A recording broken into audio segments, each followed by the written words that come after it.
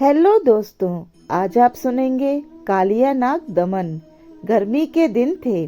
कृष्ण यमुना के तट पर ग्वाल बालों के साथ गाय चरा रहे थे। गाय इधर उधर छिटकी हुई बड़ी तन्मयता के साथ घास चर रही थी। ग्वाल बाल इधर उधर खेल रहे थे। धूप बड़ी तेज थी। कुछ ग्वाल बालों और गायों को प्यास लगी। वे यमुना के तट पर जाकर पानी पीने लगे, लेकिन पानी पीते ही वे मूर्छित होकर गिर पड़े और देखते ही देखते निष्प्राण हो गए। गायों और ग्वाल बालों को मूर्छित होकर गिरते देख श्री कृष्ण दौड़कर उनके पास पहुंचे। उन्होंने देखा गायों और ग्वाल बालों के मुख से फेन सा बाहर निकल रहा था। श्री कृष्ण का हृदय दुख से भर गया। उन्होंने शीघ्र ही अपनी अमृत संजीवनी शक्ति का प्रयोग किया। आश्चर्य, गाय और ग्वाल बाल पुनः जीवित हो उठे। यमुना में तट से कुछ दूर एक कुंड सा बन गया था, जो बड़ा गहरा था।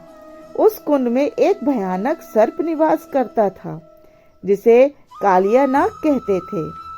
उसकी कई पत्नियां भी थीं। वह बड़ा विषैला था। उसके विष के कारण कुंड का सारा पानी विषाक्त हो गया था। केवल कुंड का पानी ही नहीं, यमुना का जल भी विषैला हो गया था। जिस प्रकार चूल्हे पर रखा हुआ पानी आग की गर्मी से खौलता है, उसी प्रकार कुंड का पानी भी कालिया नाग के विष से खौला करता था। कितने ही मनुष्य, पशु और पक्षी उस पानी को पीकर अपना दम तोड़ चुके थे। चारों ओर उस कुंड का आतंक फैला हुआ था। कोई भी मनुष्य डर के कारण उस ओर नहीं जाता था। फिर भी कभी कभी अनजान में मनुष्य, पशु या पक्षी उस पानी को पीकर अपना दम तोड़ दिया करते थे। कृष्ण के कानों में भी कालिया नाग के आतंक की कहानी पड़ चुकी थी। उस दिन जब उन्होंने अपनी गायों और ग्वाल बालों को दम तोड़ते हुए अपनी आंखों से देखा, तो वे व्याकुल हो उठे। उन्होंने प्राणियों की रक्षा के लिए कालिया नाग को मार डालने का संकल्प किया। कृष्ण का अवतार ही अत्याचारियों को मिटाने और दुखी प्राणियों की रक्षा के लिए हुआ था। यमुना के किनारे कदम का एक वृक्ष था। उसकी डालें यमुना के उस पानी को स्पर्श करती थी, जिसके नीचे कालिया नाग निवास करता था। श्री कृष्ण मन ही मन कुछ सोचकर कदम के वृक्ष पर जा चढ़े और देखते ही देखते यमुना में उस जगह कूद पड़े, जहाँ कालिया नाग के विष की गर्मी से पानी खौल रहा था। कृष्ण यमुना में कूदते ही पानी के भीतर समाविष्ट हो गए।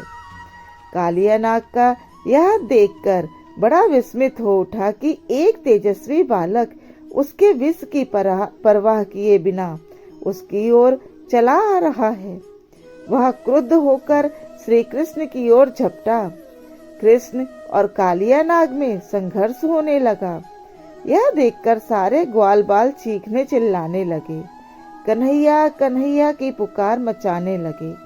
पशु पक्षी व्याकुल होकर चहचहाने लगे। अपनी भाषा में कृष्ण कृष्ण की पुकार करने लगे। ग्वाल वालों ने जाकर यह खबर नंद बाबा और यशोदा मैया को सुनाई।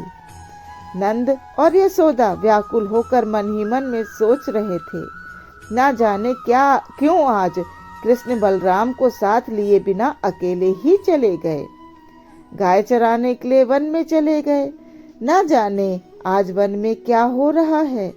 एक ग्वाले ने नंद यशोदा को बताया कि किस तरह कन्हैया कंचनी काच कर कदम के वृक्ष पर चढ़े और किस तरह वे कालिया दाह में कूदकर देखते ही देखते अदृश्य हो गए। उधर यमुना के जल के भीतर कालिया नाग और श्री कृष्ण में संघर्ष हो रहा था। यद्यपि नंद, यशोदा और गोप तथा गोपियां कृष्ण का चमत्कार देख चुकी थीं, किंतु फिर भी वे कृष्ण को एक बालक ही समझती थीं। वे कालिया नाग की भयंकरता और कृष्ण की सुकुमारता को सोच सोच कर रोने लगीं। यमुना के किनारे आंसुओं का सागर उमड़ पड़ा। सारा वातावरण सकरुण स्वर में गूंज उठा। उधर यमुना जल के भीतर कालिया नाग से संघर्ष करते हुए कृष्ण को भी नंद, यशोदा और गोपों तथा गोपियों की व्याकुलता का पता चला। वे अब तक कालिया नाग के साथ लीला कर रहे थे, किंतु यशोदा और नंद की अधीरता ने उन्हें भी अधीर बना दिया। वे शीघ्र ही कालिया नाग की कुंडली की लपेट से बाहर निकलकर कालिया नाग के हजारों फनों पर चढ़ गए और उसके फनों को रह रहकर इस तरह पैरों से कुचलने लगे मानो नृत्य कर रहे हों। कालिया नाग के फनों से रक्त बहने लगा। श्री कृष्ण कालिया नाग के फनों को पैरों से कुचलते हुए कुंड में पानी से ऊपर उठे। नंद, यशोदा, गोप और गोपियों ने जब कृष्ण को देखा तो उनके जाते हुए प्राण लौट आए। कालिया को संकट में फंसा देखकर उसकी पत्नियां कृष्ण के सामने उपस्थित हुईं। वे विनम्र वाणी में बोली, प्रभु, हमारे पति का स्वभाव विकारों से भरा हुआ है। यही कारण है कि वे आपके अतुल बल वैभव को समझ नहीं पाए। हम आपकी शरण में हैं, कृपया हमारे पति की रक्षा कीजिए। स्वयं कालिया नाग भी आर्तवर्णी में बोला, हे असरण, शरण मैं आपकी शरण में हूँ। नाग होने के कारण मैं स्वभाव से ही कुटिल हूँ, दुर्गुणों से भरा हुआ हूँ। मैं अज्ञानी आपके अतुल बल वैभव को समझ नहीं सका। मुझ पर कृपा कीजिए, मुझे क्षमा दान दीजिए। कालिया नाग और उसकी पत्नियों की प्रार्थना ने भगवान श्री कृष्ण के हृदय में दया उत्पन्न कर दी।